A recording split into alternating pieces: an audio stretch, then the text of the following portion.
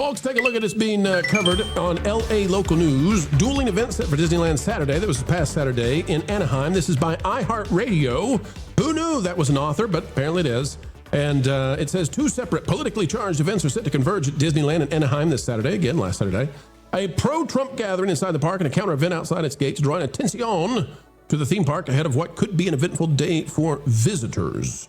And was the 805 Patriots, a political group based in the 805 area code region of Southern California, organizing the event, called it Patriots in the Park. And then you had the Brown Berets of California, a Chicano community organization, which did not actually go to the park and stood outside on a sidewalk. We don't know if 5 of those people joined up, but there was somebody in the parks for sure. And that is Mally Mouse, who's right here with us now, says this is a Patriot in the park. Here's the picture of Mally.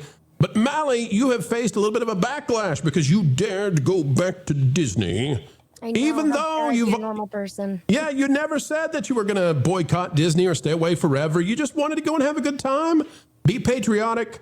Mally, first of all, tell us, what was it like? How many people showed up for Patriots in the Park? And was it a good time and a peaceful time and all that? Well, so yeah, like you said, I haven't been back to the park since last year when my pass expired, and I let it expire. And for some reason, some people took that as, oh, she's never going back. She's casting it out. She's banning it from her life, which is such an extremist way to think about literally anything. Life's too short to do that, in my opinion. So I just said I was canceling my pass because I didn't feel like paying $1,000 a year to go a few times. And so when I heard about this Patriots in the Park event, I was like, oh, that's like both of my niches. I love this country and I love Disney. So like I want to go and meet people who feel the same.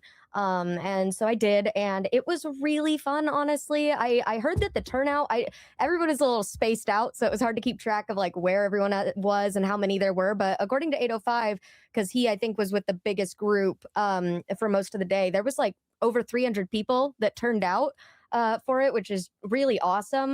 They, went and watched the flag ceremony at around 4:00, and we did a couple group rides. There was a group prayer in the morning. And they did fireworks group watch that night. And we even got approached at one point when we were on our way over to Tiana's Bayou, which was my first time riding it. This guy came up to us and asked if we had any commentary on why we're here. And pretty much all of us like looked at him and we're like, what do you want us to say? And he's like, well, do you know what today is? And we're like, Saturday? Like, we're just here at Disney, dude. And he's like, oh, but and he was kind of a bad reporter, I'm not gonna lie, because you're supposed to ask questions, but he was just asking open-ended questions with hope that we would fulfill in the space, and we didn't, because there was nothing to say. We just wanted to go spend a day at Disney. And I think people overestimate the meaning behind it, because they're like, oh, you feel the need to assert that you're a patriot. I wore a t-shirt, bro. Like, it ain't that deep. It really ain't that deep. It's like, I've been comparing it to like how like lefties wear septum piercings. It's like, it's not a big deal. It's just an accessory. And if it offends you, that sounds more like a you problem. But yeah, it was a really, really fun day. I met a lot of wonderful people, got lots of compliments on my t-shirt, and got to ride a bunch of rides, have a good day at Disney. I always love that. And yeah, in regards to the other things going on, I saw some people in rainbow gear, but nobody bothered me. I didn't get any negative, confrontation. Definitely nobody from our side was looking for that. Mally, next time you need to go in a Cybertruck, okay? We're really going to amp this up a little bit. You got to go in a Cybertruck next time to really push this through.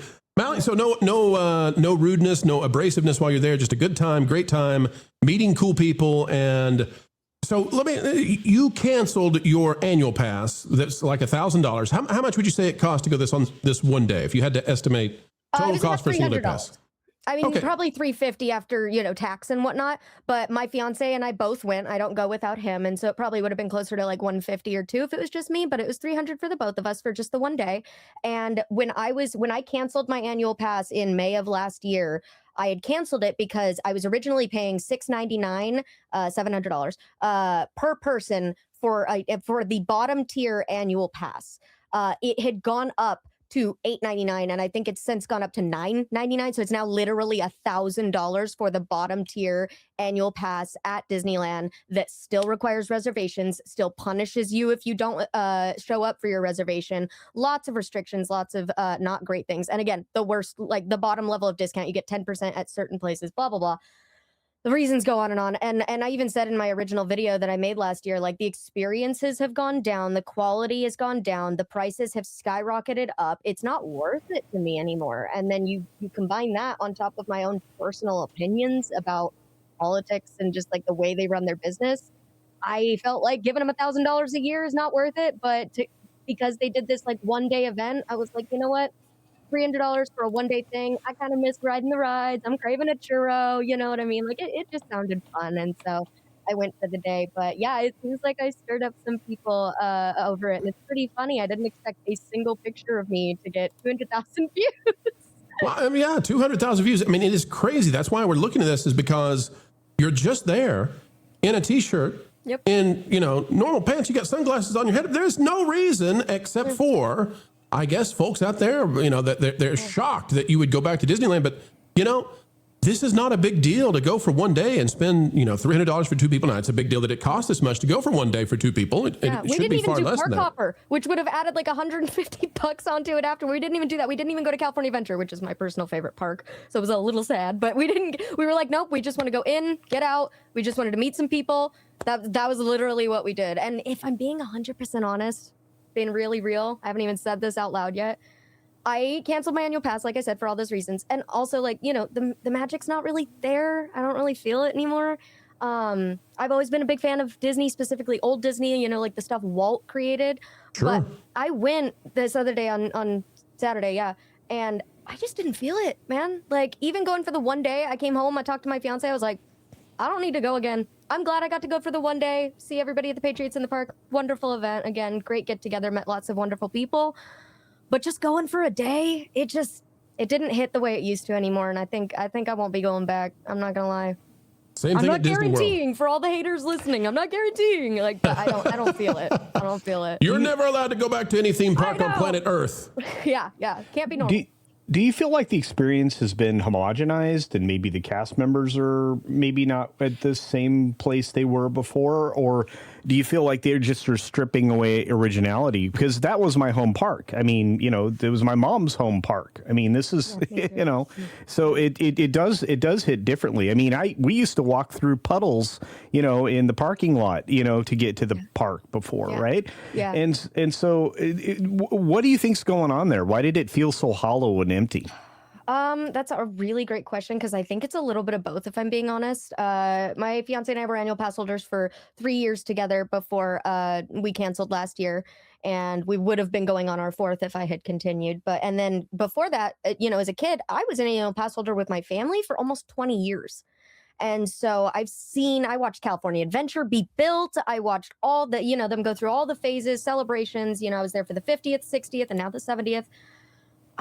I have gotten, obviously it's more positive than negative, but still a notable amount of negative cast member interactions, just from people who are like working there as a minimum wage job and not working there because they want to work for Disney. And like, I get it. You live in the area, you need a job. I get you.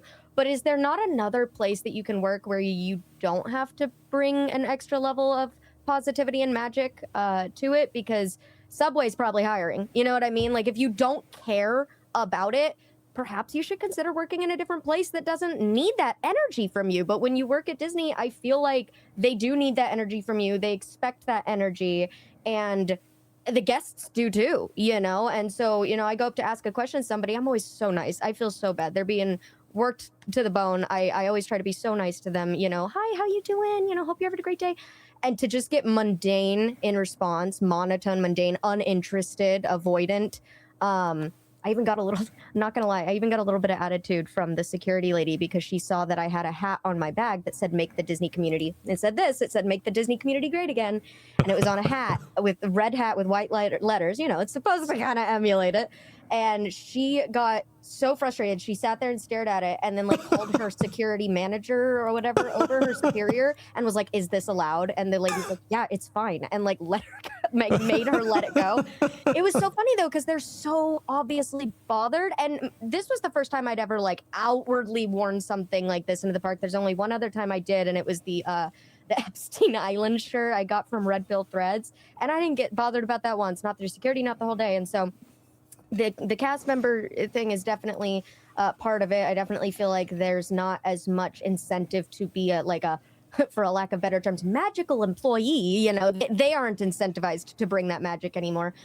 And then on top of that, yeah, I think the company itself is cheapening out on a lot of things and experiences that improved the quality experience for the guest. Like the biggest one that I always gripe about is FastPass. What were they truly losing out on to know that people could have a free way to enhance their experience in the park? They didn't need Lightning Lane. Lightning Lane and Genie Plus has only gotten a majority hate since it started, not only because it is an added price and expense to everyone who wants to have a decent day, but it is bad. It doesn't work. It doesn't actually make the lines flow faster. If anything, arguably, I would say in my experience looking at it, that it actually makes things go slower. Very seldomly in the right crowd scenario does it actually benefit you.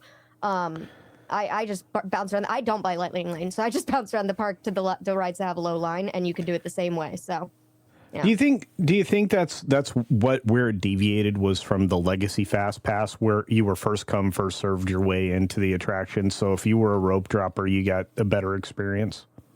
Yeah, I definitely think that the people who know how to I've always called it when you can game the park, it's like you got to show up early. You got to be there for rope drop. When I was a kid, it was like, okay, you're going to run to the Radiator Springs Racers Fast Pass check-in. It's down that way. You like every family had a runner, and they would send that runner with everyone's tickets to go and get all 5 Fast Passes, and then you were set for the next hour. It was like, I miss that. I miss that energy. And also, I just think that gave a whole nother piece to the experience for people, because they could kind of game it, be like, okay, as soon as this Fast Pass expires, let's go get the next one. We know what we want to ride in an hour, and we know what we're going to go ride now. We're willing to wait in this line because we don't have to wait in that line. It was a give and take situation, and it worked really well. I felt like Fast Pass always kept the lines flowing really well. But oh my God, sorry about that. Doggos are loved here. No worries about that. She's just over here screaming at the air. But yeah, so there is several things. Fast Pass is my biggest gripe because I grew up with it and I love it, and I still have my little Fast Passes on my little board display.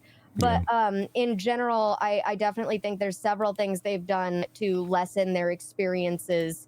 I mean, I can't even think of any right now, but so many of the things they've done to actually take away from the guests and what they can do. Yeah. I have one last question, and this might also inspire more conversation around that hollow experience you talked about. Can you recall in recent memory any actual cast member magic moments or the extra little special perks that the cast members could grant to? Have you ever experienced one of those, or how long's it been? Yeah, I was lucky enough to do 2 specific experiences that come to mind. Is one, I got to go and ride on the Lily Bell train car in Disneyland. For those that don't know, that's a historic train car. Walt named after his wife Lillian, and it's beautiful. It's hosted some of most famous people in history, and I've gotten to ride on it a couple different times. And the very first time that it happened was sheer luck. I had made friends with a former conductor on the railroad, and he surprised me with it and was like, hey, there's an availability. Would you like to go?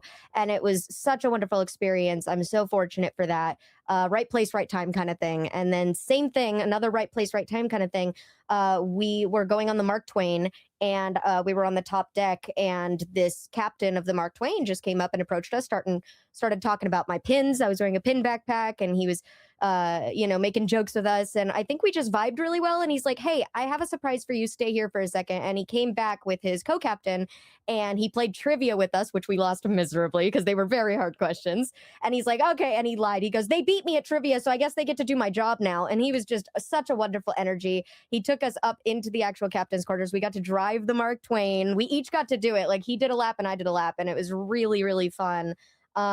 And I will literally never forget that. It's one of my favorite memories is getting to drive the Mark Twain. But I feel like that was so not necessary, but so grateful that we got to do that. And those are the kind of moments that cast members have the power to bring to the guests so spontaneously. Imagine if they had done that for a family or something. I don't know how feasible it is because the kids might not be able to see over the wheel and stuff like that. But definitely it's there's been people who are like, oh, is it your anniversary? Is it your we wore engagement buttons this last time, and it's just knowing that people can highlight that stuff. One time we were Disney bounding and they liked our outfit so much they let us fast pass even without lightning lane. They let us just do the fast pass lane. Just really, really sweet stuff like that where they see us putting effort in or having a good time and they're like, hey, I want to highlight you. And I always try to go give the cast compliments because I think that is a great system. But yeah, a couple of them for sure. I hope that more people get to experience that and not just like hyper fans like us, because it really makes the bigger difference in the people who don't get to go as often to be like, do you remember that one trip? Like, I want that for them so much. So like, I'm grateful for it, but I hope that other people get that too. Mally, to bring this back to the Patriots in the park for just a minute, you've received some pushback from various sources. You got this one. Justin RN says, just cancel the pass, but still pay for single day tickets. Love of the grift isn't stronger than love of the mouse, blah, blah, blah, blah. But Mally, all of these are kind of throwaway to me because if you want to cancel your annual pass and go for a day, like there are thousands of people who identify with that and have done that. But what I want to bring to the table is, I guess, as a closing comment about it and see where you go with this. If this was 300 people who went that were Biden supporters or Harris supporters or Newsom supporters or just any other group of 300 people, there would be no news stories on this. There would be no headlines. Right. The drive-bys, the access, the journalists covering this, they are promoting you. They're signal boosting you simply for going to the park for a day because you want to be around other Patriots and say hi to them. It's amazing how ineffective the drive-bys are. They don't understand, to our, well, not chagrin. We're happy they do this because it promotes people like you who are very pleasant and positive, just as we've been listening to you. What are you doing in the parks? Oh, I'm complimenting cast members. How rude of you. How dare you, Mally Mouse? You rascal, you. Yeah. No, it's really entertaining for me to hear about how much uproar is caused by a complete stranger like myself on the internet spending their time and money the way they'd like to. I thought it was pretty obvious from that exact video you were just showing on the screen. I posted a year ago now, a little less than a year ago now, around May, I think is when I posted it. And it was, July. Okay, yeah, I filmed it in May, posted July. But yeah, I think it's really funny the amount of attention it gets. It's very similar to everything in the current climate. If Trump or a Trumper does it, it'll make a headline, and if anybody else does, it's expected and normal. It's weird to be held to a completely different standard than everyone else.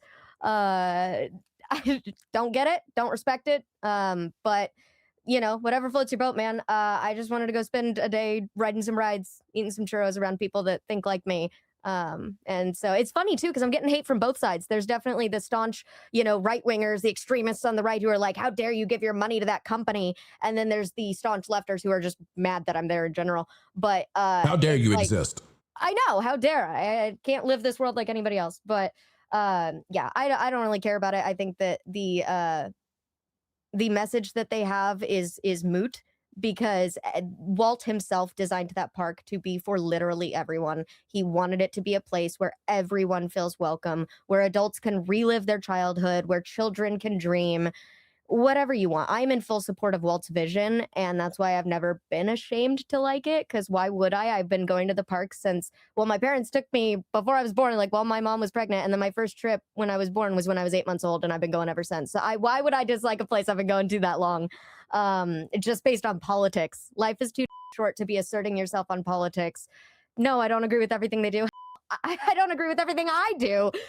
Like, why would I do that? No, Mally, that's a great point, though, because this is something that Walt built. This is his legacy, and they've hijacked his legacy. They now control it, but they don't believe what Walt believed. And so you want to go and celebrate what Walt did and what Walt made for future generations. And right now it's controlled by people who they don't like Walt necessarily, but we still do. And we still like what he made for us. And so it is a tug of war there.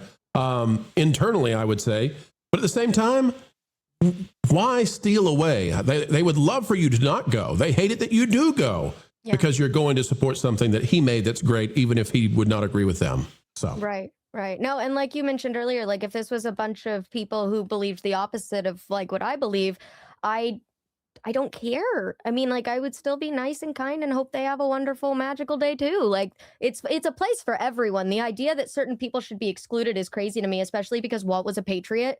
Like, they want to deny that, and they want to say like, oh, it's run by the gays or something. I've heard that comment a lot, and I think that's so weird, because it's like, it's such a tribal way of thinking. This is a place for everyone. It's a theme park. Like, come on, y'all. And I think that the out of all the things you said, and I understand why people are like, well, you shouldn't go back. You're a conservative and stuff like. It's like, look, it's all about percentages. You can try to get stuff out of your life you don't agree with, but you shouldn't be miserable just to make a point. But the thing that is most sad to me is that the cast members aren't putting in the effort. That's sad. That's like where that's like their culture is. That makes me sad, because when I go to a Universal, I get what the experiences you're talking about. I feel like I get something extra. I take my son there, and he gets to have more. He gets to even have a more fun experience than he was expecting, and he remembers it. He remembers using his wand in Hogwarts and controlling things, and how happy all the employees there were there, and it's just like, just to hear that people aren't excited about working at Disney, that like something died inside me when you said that. I didn't realize it was that bad.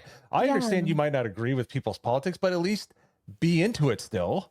You know, the fact that they're not into it tells you like how bad the rot is. I did not know that. Yeah, no, I mean, it just kind of feels like it's even sometimes the shop workers. Like, maybe I understand if you're like if you're doing a traffic control or something, it's a little boring, you know, just kind of waving the airplane direction wand, and you're just getting, you know, you're just moving people like cattle. I get maybe you're not as enthused about that particular position, but even then, it's like kind of surprising. Like, you know, I met somebody. I was at Disneyland, the little art shop right inside of Main Street. And I remember that I got kind of a less than magical experience from one of the employees there. And it just like, look, everyone is fine to have a bad day here and there. Totally get it. I'm not judging people for that either. I even walked away being like, wow, you know, hope that person has a better day tomorrow. Like, hopefully it was just a one-day thing. But it seems like it's becoming more common. I've heard this experience from other people where they are, you know, having interactions with cast members that aren't the most magical. And it's like, again, Universal and Disney are like the two places that you're supposed to have. You're supposed to turn on that character and have a good attitude when you're there, because they literally hire actors. You're in the epicenter of one of the biggest like Hollywood directive towns. Like, how could you not think that when you work there, they're going to want you to have a smile on your face and be all chipper, you know? Again, like I said, like, go work at Subway or something. Go work somewhere else where you can just be a frown all day. Nobody cares. But here's the thing. It works on every level. There is I don't know if you're familiar with the restaurant Bojangles. It's a breakfast place. They said their whole motto is it's bow time. We went to a location. This guy said it with his whole chest, and I will go back there every single time. My son still remembers it. It works in everyday life. If you give it your all, like if you're like, if I was working on the crosswalk, I'd be like the guy at the beginning of Top Gun. I'd be getting into it and stretching. I might be tired at the end of the day, but I'm going to give it my all. So and it works on every level. So if a guy can do that at a restaurant, off an interstate, why can't everybody else, man? I would be thrilled to work at Disney. So to that point, I mean, they go out of their way to hire quote unquote cast members. And when you're working there, if you're in the park itself and you are on stage, you're supposed to be, you know, engaged, especially with what you're doing, but especially with the people that are there, the customers. So I find it rather wild. So, you know, and I'm kind of disappointed you had a couple of negative experiences, but I'm glad that you went there and celebrated the patriotism that Walt felt in his heart. I mean, well, think about how many flags are like right on Main Street. Exactly. It's insane. He parades it around the whole park. It's so obvious. I mean, literally, I've even heard that, you know, that's why there's fireworks every night. Technically, like every day on Main Street is the 4th of July, because he was so patriotic. He loved it. That's why the flags never come down. That's why there's fireworks every night. That's why there's parades every day. Like, he wanted to set the tone of let's celebrate every day. And a lot of people forget. And maybe I'm wrong on this, maybe I'm misled, but I've heard that that's because he wanted like every day to be like a celebration of America and 4th of July and things like that. So which attractions did you enjoy the most when you were recently at the park? Oh my gosh, my favorite one that I have to hit every time, Indiana Jones. I love how rickety that ride is. I love how unique it is. It's nowhere else. We also had to ride Pirates. Love that smell, love that bromine. I love it. And then I got to, like I said, got to ride Tiana's for the very first time since it had changed to from Splash to Tiana's. How did you feel about that? I need to know. Tell all here. Don't hold back either, please. It could be better. It really could. On my ride through, thankfully, all the animatronics were working. I have to note that. I know that was like a big deal. Opening day, a lot of things going on. I had a cast member friend in Disney World who got to ride it like 4 times opening day with her cast member preview, and she said like one time she got escorted off, 2 times the animatronics weren't working, and then 1 time it worked right. I'm like, the odds that's low. That should not happen. And so I'm glad that my one ride through did good. It was hot that day, so the line was about an hour long, but it was a water ride. You know, it got you wet the way it normally does, and that cooled you off for the day, which is what you want. And so I'd say it's middle of the road. The music didn't make me move the same way I felt like Zippity Doo-Dah did. Like Zippity Doo-Dah had you bouncing back and forth the whole way through the ride, and this one, the music wasn't bad, but it wasn't vibey the way it was before. No laughing place. No laughing place. No. I felt like the animatronics were a little inconsistent. Maybe that was just because like I'm covered in water. I'm like dealing with 5 different things. I look up. It felt like Tiana's head was like large on one of them and then like not on another. I don't know if that's just me. I felt like it was a little inconsistent. The ending scene, pretty cute. I miss the Zippity lady, but it's still really cute. I don't, what is it? The one room that I had the most complaints about was the one where they replaced like all the animatronics on little mushrooms dancing back and forth. The one where Brer Bear was being tied up and dipped into the water. That room, it's like all screens now. And it's just like fireflies dancing. And then you get to like what looks like a FaceTime call with Tiana and Lewis because they're this close to the dang screen. And I'm like, this part's not cute. I'm sorry, that part's not cute. You guys cheaped out on that part. And then the last thing I think I'll say on it is it was very dark in there. I thought before it was dark just because it's a ride from the 70s. They didn't have it. It's been nope. It's not because it's old. It's just dark in there. Which I felt weird about. I felt like maybe they should have added more stage lighting or something. Maybe they're trying to hide a lot of the stuff in there. I don't know how that works. But I was not a fan of the fact that the things I expected to be updated weren't exactly updated. One positive though is it still was a water ride and everything worked on my run through. So bravo on it. Mally, did you see our favorite animatronic when you were on the ride? Which one is that? Oh, it's near the beginning. Is it? Which when you top the hill, did you see the okra that sways left and right?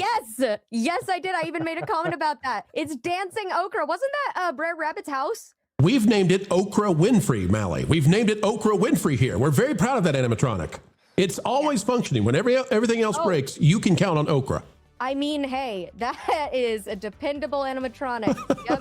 Oh, my goodness. Oh, my. All right. Well, folks, we're going to continue on. But, Mally, I got to say, going to the park should not be this intense. It should not be this dramatic. But, hey, if they want to make it that way, great for you. It's going to drive subs, going to drive views, and 200K just on a picture going to Disneyland.